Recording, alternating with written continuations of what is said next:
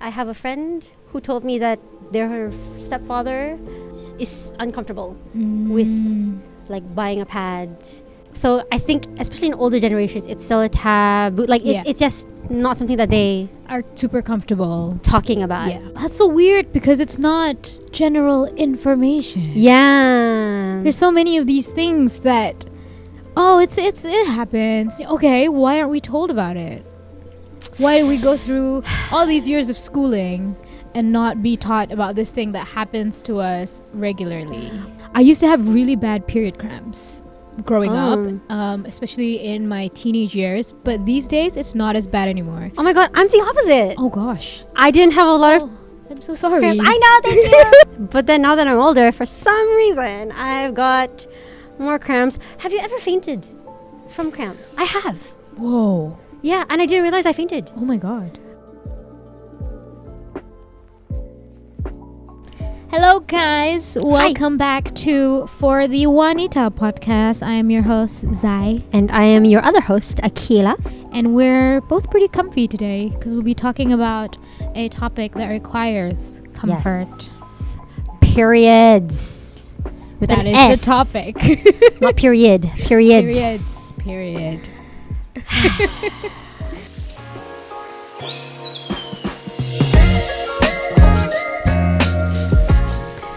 Actually, we don't know what this segment is called, but we're just gonna roll with it. We've got here a box, a very pretty tanunan box with prompts inside it.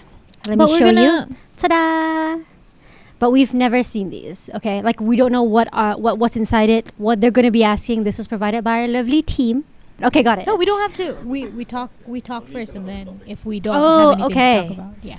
Okay. I want to start off by saying some interesting observations I found around my menstrual cycle, which I think people don't really talk about as much, but it's very individual, right? Yeah. The symptoms you get around your menstrual cycle. And like obviously some people have PMS and they get cramps before, during periods, and that's also quite individual in the severity of it as well. But this is one interesting thing I noticed about my menstrual cycle that I have shared with you before. I don't know if you remember. I know when I'm ovulating. You know when you're ovulating? Yes. Because when I'm ovulating and I'm out and about, I tend to get more compliments on my appearance. Like they say things like, "You look glowing today," or but that's what the ovulation phase is, you know? Yeah. Should we actually like explain to people like, I don't know, what the phases are? You can take this. Okay, I guess we will. Or rather, I will. Okay, so your periods. There are 4 phases to the menstrual cycle. There is your menstrual phase where the blood escapes the body. Exerts. Egress. I've never heard the word egress. What does egress mean? Like escape. Digress, I know. Egress, I do know. I do not know. Escape. Okay. Dude. Off to a great start. Okay, so yes, we've got the menstrual phase, which is typically like, okay, don't quote me on this, but like between 5 to 11 days, something like that.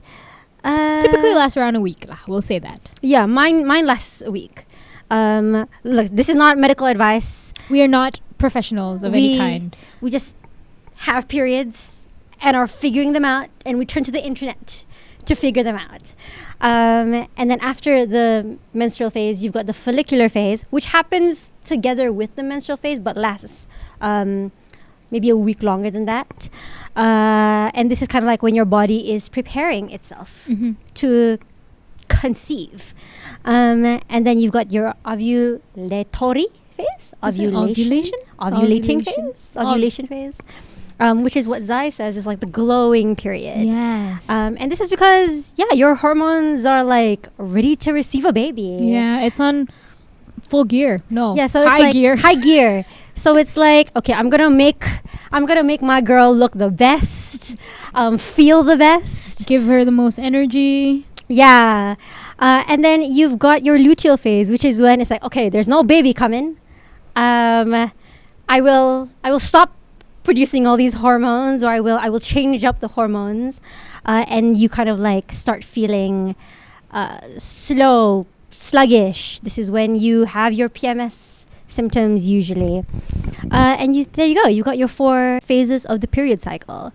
What is interesting is women and men have like a circadian rhythm. So there's a 24-hour cycle, meaning we gotta sleep. But then women have an additional cycle, which is this cycle. So ladies, if you feel bad about like, I feel so, today wasn't a great day, that's fine. You have 2 cycles to deal with. Men only have 1. Yeah. But you were saying how you feel the best, and you are ovulating because people give you compliments. Yeah, it's really interesting because it's an external factor that I don't really have much control over. Because obviously I'm trying to look good, like regularly, right? It's not just when I'm ovulating, I'm like, oh, I want to look good now. Yeah.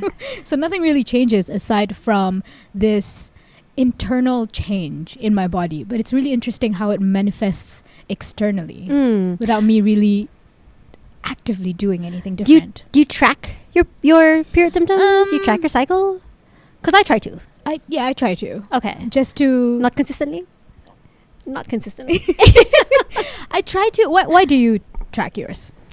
Okay, so back then, still now, I'm tracking it because I guess just want to figure out when I feel the best, when I know I will feel pretty low in mood, low in energy, low in pretty much everything. And I want to, I guess like the term people use is cycle syncing. Like you want to sync yourself to your period cycle, so that you're able to, I guess, like be the most productive. Because in your menstrual phase, you're supposed to like take it easy. Yeah.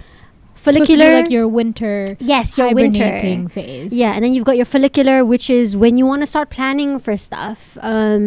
Your springtime, I guess. And then you've got your ovulation, clearly the summer phase. And then that's when you want to like go out, meet people. That's when you have the most energy. So yeah, pack your schedule doing stuff. Yeah. And then Baruta, you have your luteal, your autumn phase. Yes, your autumn phase, where you do have to slow down. And sorry, yeah, had a bit of a brain. To be fair, we don't have 4 seasons. We have in hot Brunei. and wet. Yeah, hot, all year wet. round. Do you have dry? Bro, damn. We have hot and dry. Hot No, and we wet don't. is like it's either hot or it's wet. Do you remember ever being taught about periods in school? I Because think briefly, honestly, in biology, right? That this is a thing that happens. It's a 28-day cycle, usually, which isn't really true. Like some people can have, it's 28 plus minus certain days. Mine is 30, as much as 33, something like that. Mm. Yeah. Which is still normal, by the Yeah. way. I think the mine's abnormal is like over 35 days. I think mine's like 31. So, but do you remember it being taught in school? I'm trying to remember it right now, actually. I remember being taught in biology class, but that's obviously through a very scientific lens. Yeah. It's not like okay, ladies, during your ovulation phase, you got to do this, or it's best if you do that. And it's always just for like, I got to pass science class, man. That's true. That's true. I didn't really care for it back then. I don't think we were taught about, not even like how to use a pad. No, that was the kind of thing that I think you had to learn from Your mom, female family member. yeah, or relative. you learned from your mom, I'm guessing. I think so. Yeah, I'm trying to remember too. I don't really remember, but it's a good point that we don't really get taught about what the different parts of our cycle does to us. Yeah, like how it affects how we feel and the energy levels that we have. It's something that, I don't know about you, but something that I had to look up myself. and I find myself always looking it up. because I always forget. Yeah. Yeah, so it's like, okay, I know I'm supposed to be in my luteal phase. Okay, what foods should I eat that will help me have a less painful period? Yes. I had magnesium pills for the first time in this particular cycle that I'm in. I'm currently on my period, and I had it on my first day and my second day. I had no cramps. Whoa. No cramps at all, and I'm like, wait, this is magic. But I know you're not supposed to like rely on pills. Okay. Yeah. How did you find out that that was something that could have alleviate your period cramps? Okay, so I don't know how, but I always knew magnesium rich foods or magnesium in general helps. I don't know, helps with the cycle. So it was something you pick up probably from the internet. Yeah. So it wasn't something that was formally taught to you. Yeah, basically. yeah. Nobody really told you. Yeah. This is something that might help. And also, it's like, where do I even get magnesium pills? You know? And then I was at my family's house because I currently live with my husband in his family's home. But when we were back in my house, my family's home, I finally found like magnesium pills, and I was like, we had this all this time. What? Nobody told me anything. So funny because you're like 27 years old. I know. Finally, you're like, oh, something helps. So I had it, and yeah, I was like, I'm having this tomorrow again. So I just had it for 2 days. I didn't have cramps. And my mother-in-law, she's Chinese, so she's really like, I was introduced to all these like teas. Traditional Chinese medicine, yes, right? Yes, it's called yes. TCM. Whoa. I didn't know that was a dang. TCM. Anyways, yeah, so my Chinese mother-in-law makes teas quite often, and she's like, oh, you're about to be on your period? Here, drink red date tea. And then I do, and it's like supposed to, it's heaty, meaning that it helps circulate the blood around. Yes. And I'm like, wow, this really helps with my period. More specifically, I find that it regulates it, because my periods used to last like maybe 9-10 days, but it's because the blood is moving around a lot. It's been shortened to 5 to 7 days. I've heard on the topic of like TCM and heaty foods, I've heard people say like you want to avoid cold foods when you're on your period, and an example would be cucumbers, apparently. Yes. So interesting, right? And to avoid drinking ice drinks when you're on your period.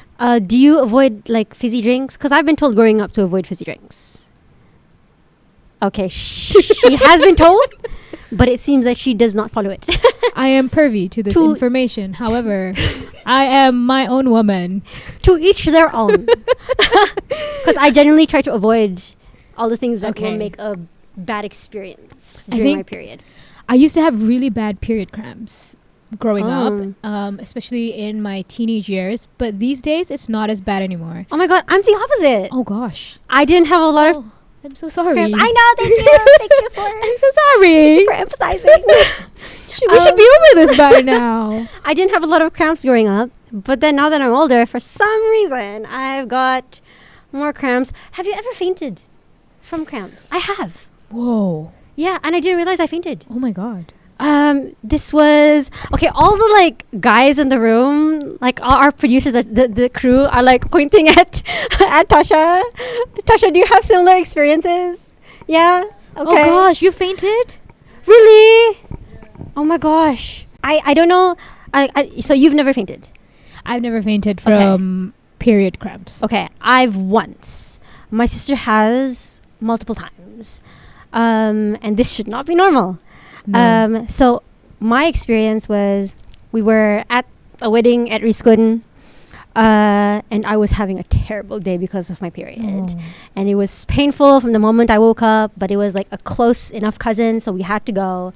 Actually, I don't even remember what cousin, so maybe we weren't close. Maybe it wasn't close enough.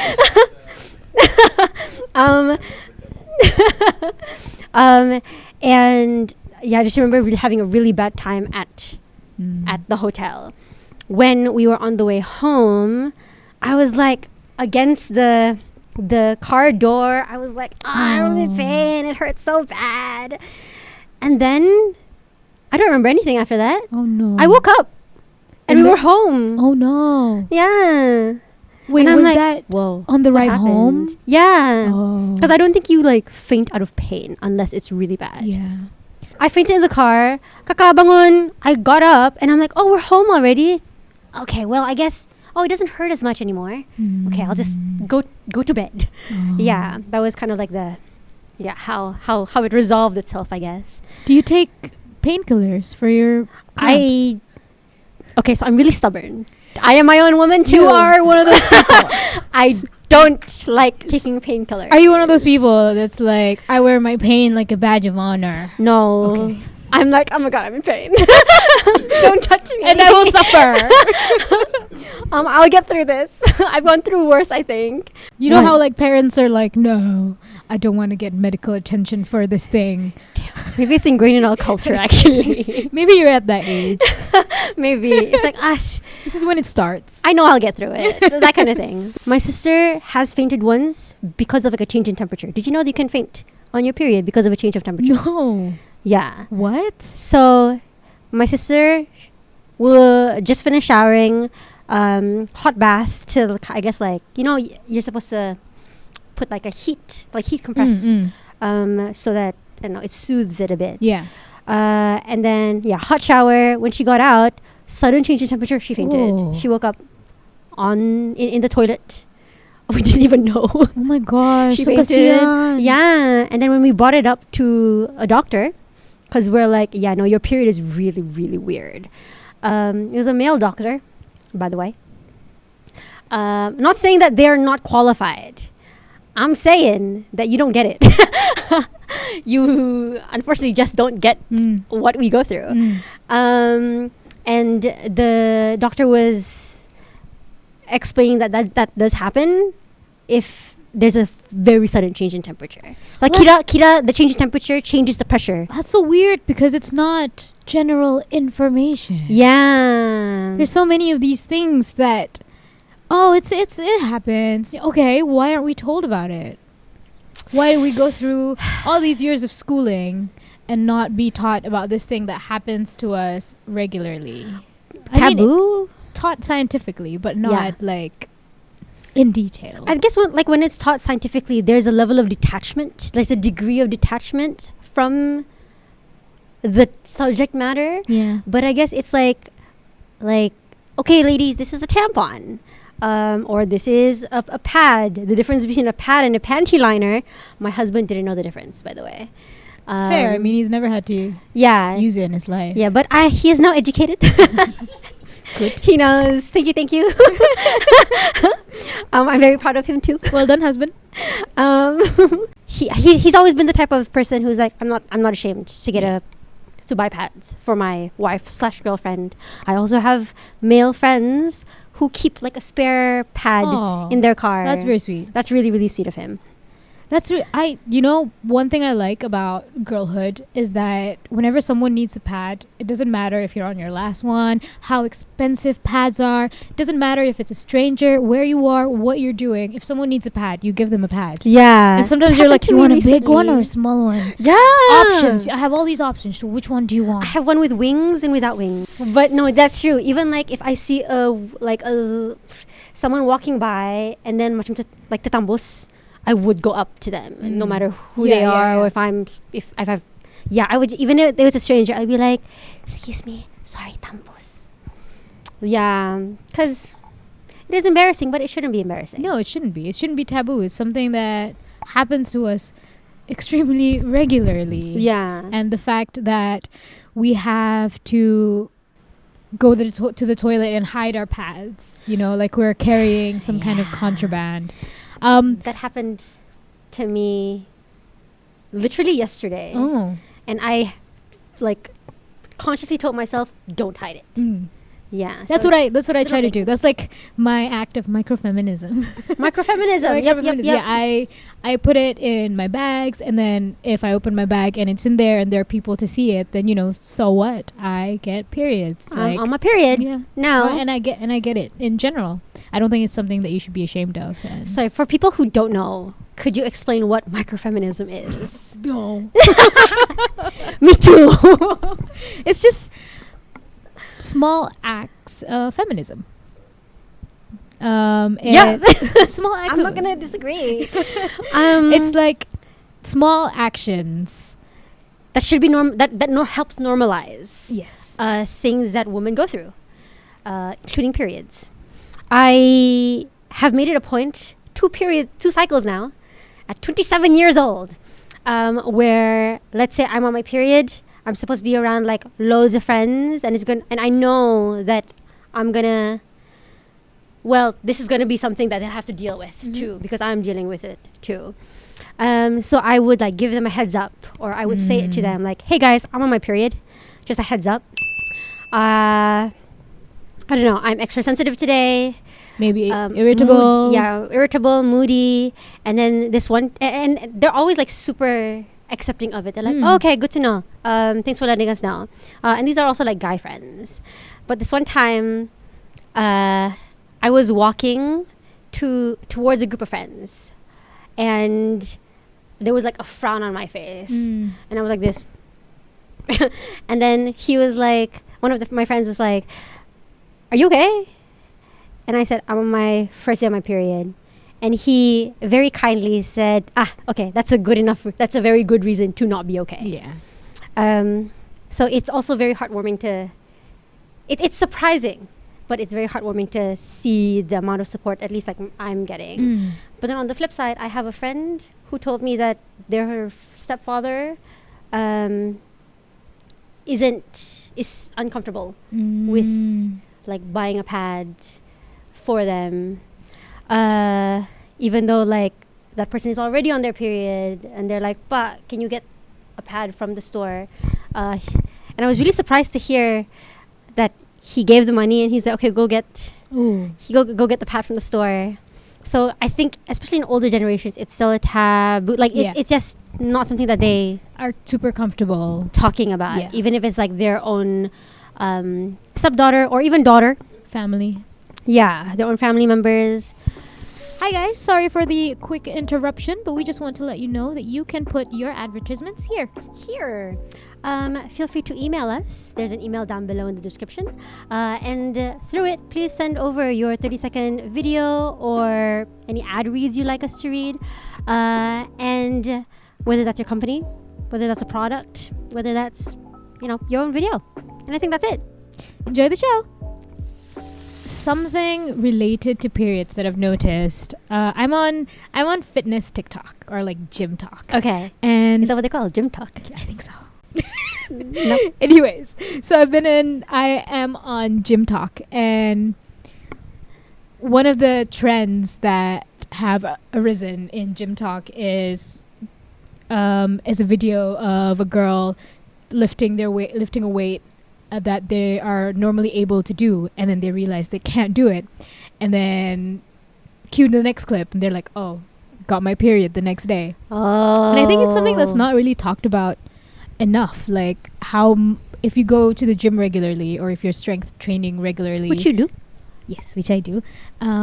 Your menstrual cycle does affect how heavy you can go at the gym, or how fatigued you are. But when I've had this conversation with other girls, I've also found that it's not the same for everyone. Like, I think generally girls find that they are not able to lift weights as much nearing their period or on their period. But I've also had times in the month where I'm strongest on my period.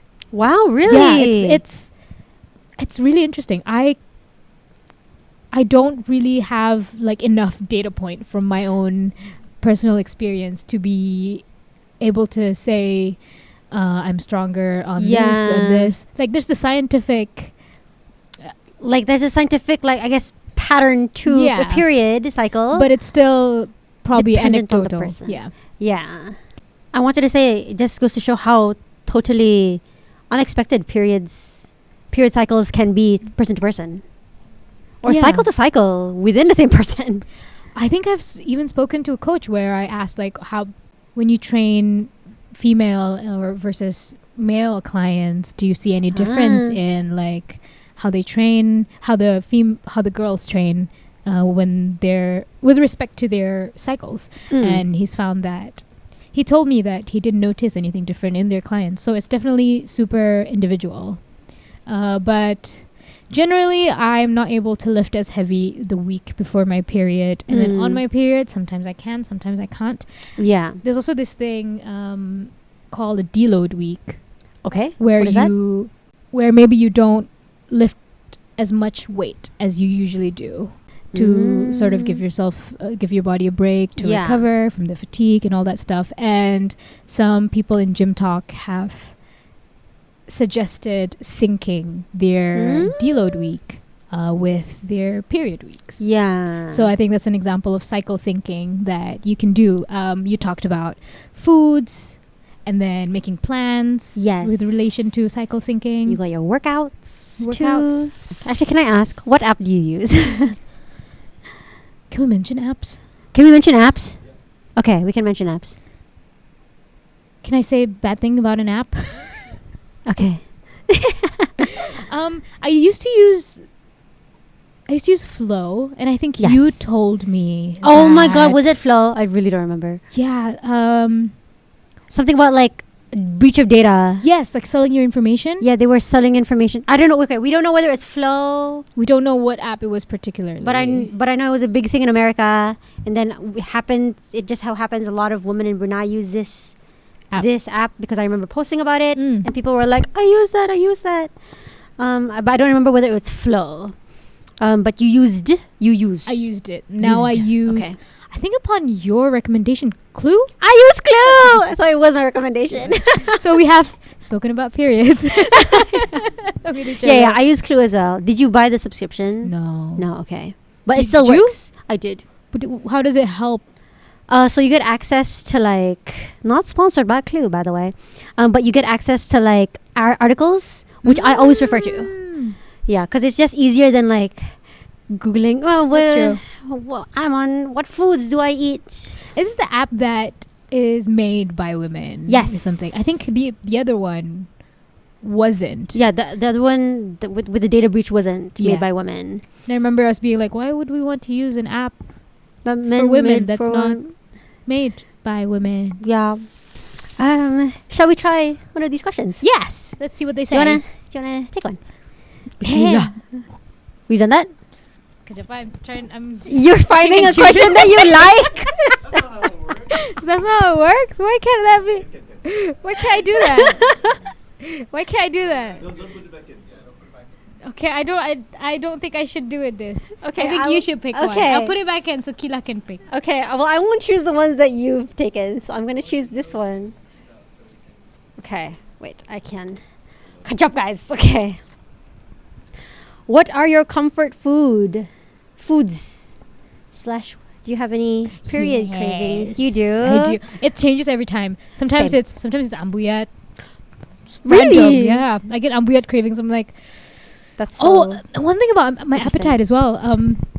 So I get ambuyat, sometimes it's pasta, sometimes it's Maggi, curry, asam. Usually the sour and spicy foods. Stronger tasting foods. Yes. Okay. But also with regards to my appetite, I realized that before my period, my appetite heightens, and then during my period, it's about maintenance. Like it's like what normal. Sorry, it's like normal appetite. Okay. And then after my period, I don't have much of an appetite. It's so odd that like I think it balances out throughout the month, I guess, but that's usually how it goes. I think like in terms of like the phases, I think it's Makes like sense. during your luteal, which is when you're nearing your period, you are typically craving more carbs. Oh, I actually read somewhere that you need like 300 to 500 more calories. Oh, wow, that's a lot of either on your period or before your period. Okay. To be fact checked. Yes, again, this is all based off of personal experiences. Yes. What are your period? No, mine changes all the time too. Same. I don't have cravings for ambuyat because I don't like ambuyat. I was expecting that. I said it because I wanted to hear your reactions. Oh, but yeah, ambuyat. I can make ambuyat, okay? I can apa tu menumpah. It's more than I can do, honestly. Well, we complement each other. Yeah, I can make it. You can eat it. I'll just get something else. Yeah. I can teach everybody how to make ambuyat. Those are really good. It was like It's for the comfort. ambuya. This is general comfort food. Yeah, yeah, yeah. Comfort foods. Comfort put. Comfort food. Comfort put. Oh my god! Please keep that in. You didn't open this one, I think. I don't know. Should the workplace provide paid leaves for women? Dazing? during During their periods. Should the workplace provide paid leaves for women during their periods? Okay, so I don't like this question. You know, next question. You have Genuinely, something to say this about is it? something that I've been thinking Okay, of. okay. Because I'm self-employed.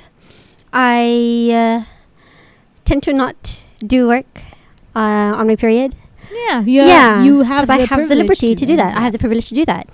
And then I recently got a co-founder on board.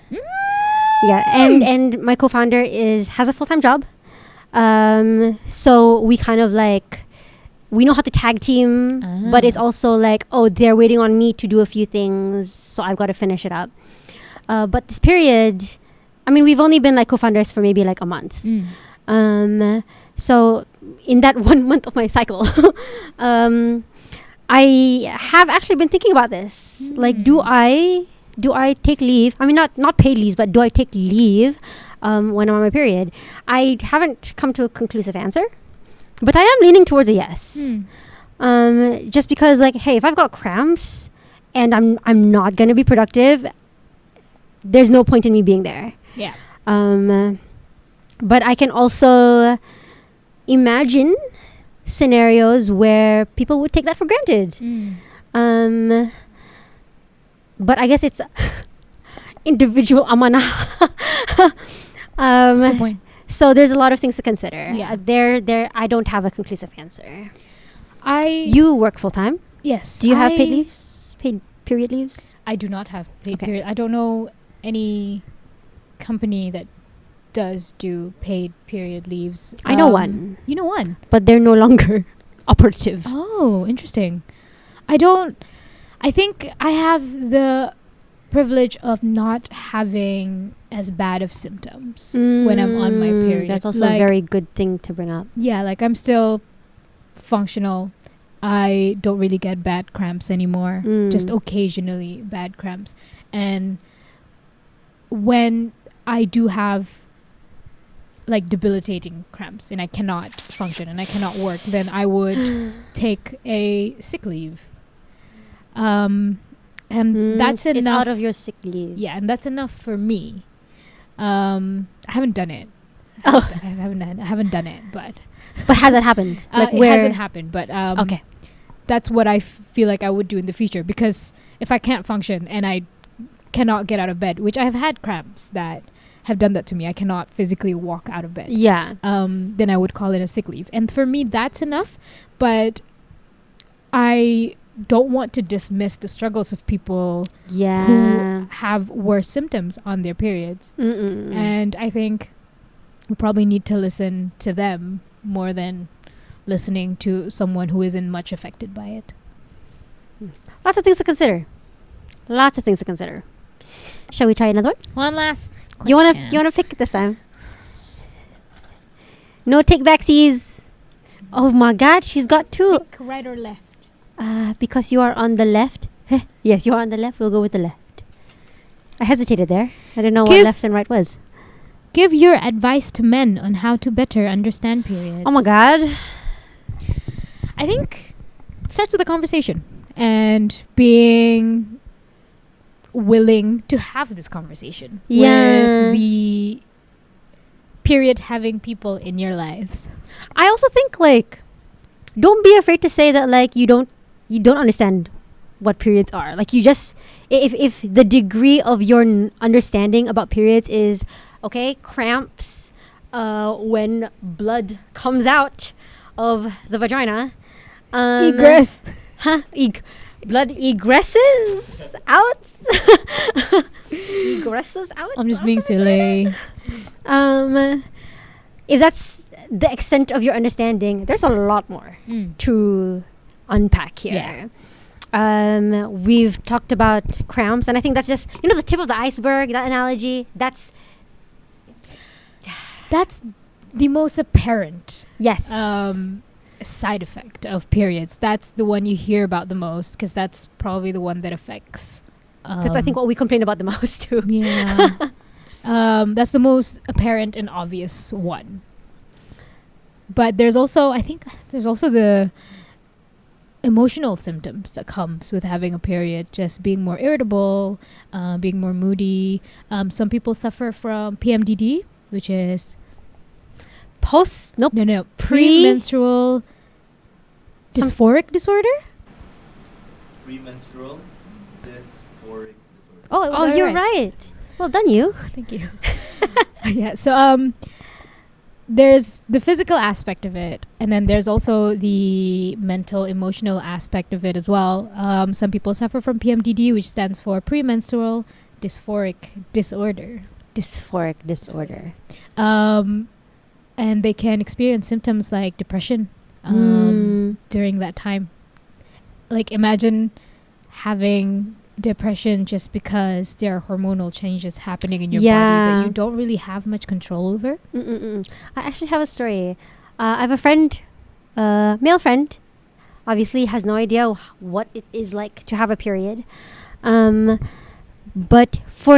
I don't know, based off of like a medical condition he had at that time, he had to take like these pills that is it estrogen?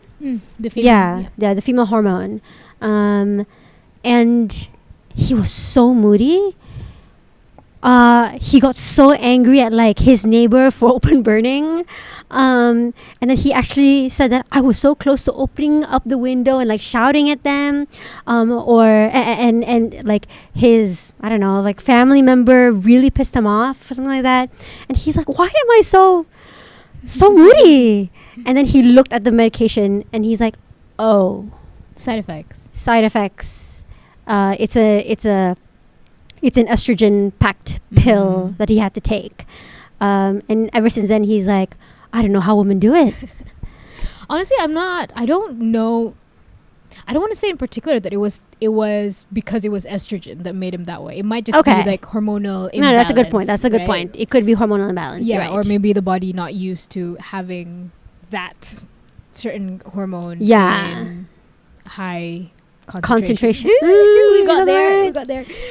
I would really love if we can have like, I don't know, an expert in women's health as a guest in this podcast.